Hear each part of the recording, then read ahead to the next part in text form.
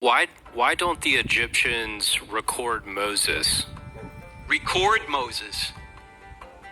I mean, yeah, I think you touched on this. Like, Yeah. they don't really talk about people who are adversaries. Right. That's part of it, but there is a figure in Egyptian history known as Senenmut.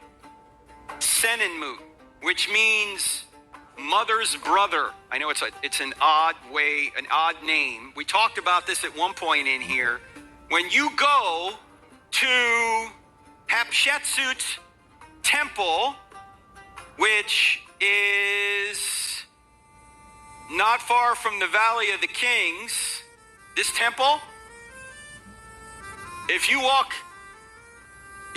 this way, right over here, down a hill, is Senenmut's tomb. And Senenmut, some are saying now, was Moses. And there's an article on the Armstrong Institute website called "Is This Moses?" Senenmut, is this Moses? And he makes a case that the figure in Egyptian history known as Senenmut is Moses. All right. Now, what does Moses means? I think out of the water, something like that.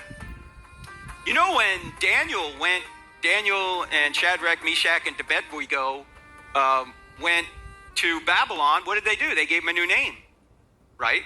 They're discipling them into their new worldview, their new religion.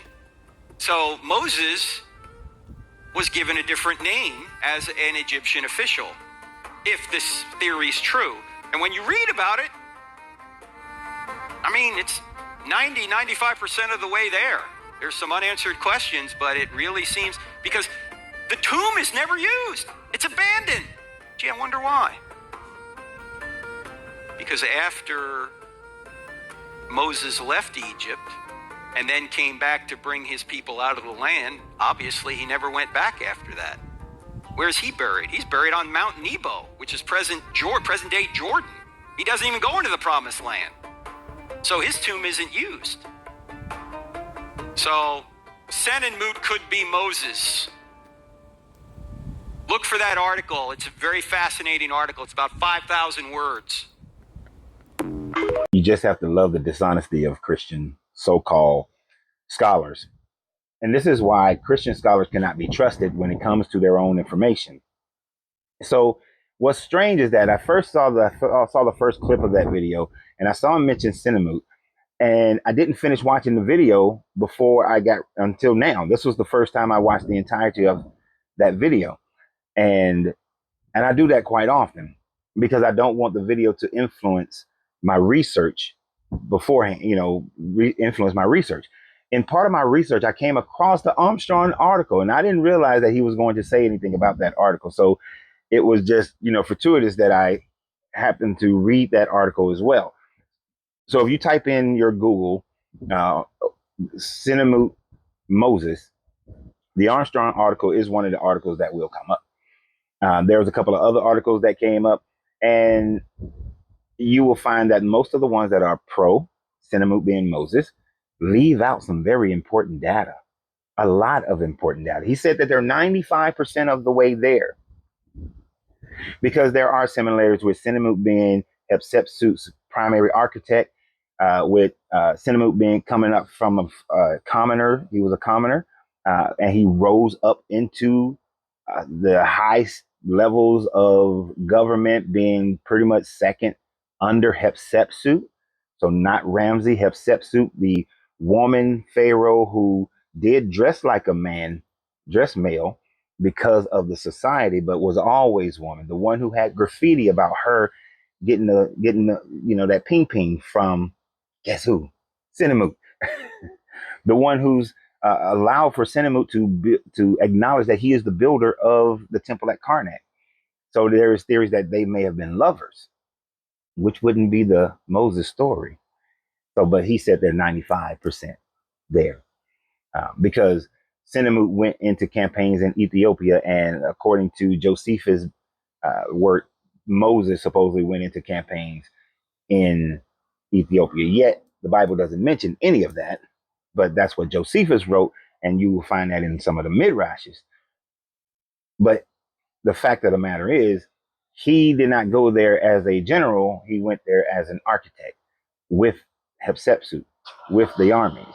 So, like a war engineer. Doesn't quite fit the story, but they're 95% there, according to him.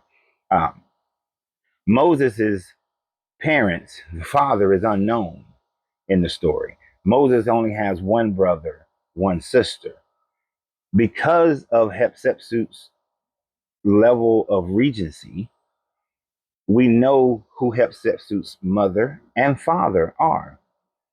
We also know that, I'm not Hatshepsut, Senenmut's mother and father are. We also know that Senenmut had three brothers, two sisters. And we also know that uh, Senenmut never married. According to the Moses story, Moses married. Senenmut never married. But we're 95% there. Moses was supposedly died on Mount Nebo. His burial site is unknown, and Gabriel and Satan argued over Moses' body, and so on, no one knows. Senenmut, his temple, his burial site, which was adjacent to Hatshepsut's, was is empty, never used according to them. But we know that he did die in Egypt because we know that his nephew performed the funeral rites. His nephew performed the funeral rites, so we know he died in Egypt. What we do know is that when Thutmose III became the sole emperor, sole pharaoh, you see, Hatshepsut was the emperor, became the pharaoh because her son Thutmose III was like a kid, like 4 or 5 years old when his father died. So they co-reigned until he came of age. Then Thutmose III reigned independently. We know that Thutmose III tried to destroy the legacy of Hatshepsut and thereby tried to destroy the legacy of Senenmut. Their temples, the temple of Karnak was buried. The sarcophagus, the burial sites were destroyed, were damaged. And later pharaohs damaged them even more, trying to get rid of her out of history. But so we know that, and even Hatshepsut's sarcophagus was moved by Thutmose III's wife. So we know that some shenanigans went on through political reasons, which is why Senenmut doesn't appear to be in his sarcophagus. And yes, it was unfinished. Hatshepsut died at like either 37 or 47 years old. Senenmut died relatively at the same time frame. So, but the construction wasn't done in the first place because no one expected them to die at such a young age. So there's justification as to why it was unused, or not unused, but just had been violated, as many of the tombs were. And we know that they were violated by Thutmose III and other pharaohs. So, but we're 95% there. But it seems that we're just not so close because Senenmut was Egyptian, born Egyptian. Didn't work out that way. So they leave out that pertinent information. And if you go to Wikipedia, just Wikipedia, you don't even have to go to Google Scholar. I didn't even have to go to Google Scholar for this one, or Academia EDU for this one. This was just a basic Google and you can look at Wikipedia and you'll see enough information that demonstrates that the two are nowhere near the same person. It's an impossibility. But the Christian scholar often likes to leave out all the details that demonstrate that they cannot be. And by the way, most Egyptologists and biblical scholars disagree with the idea that Senenmut and Moses are the same person. He's just jumping on this one author out of Armstrong in order to justify his point. It's a sad thing when you have to use circumstantial evidence to try to prove that your story is real.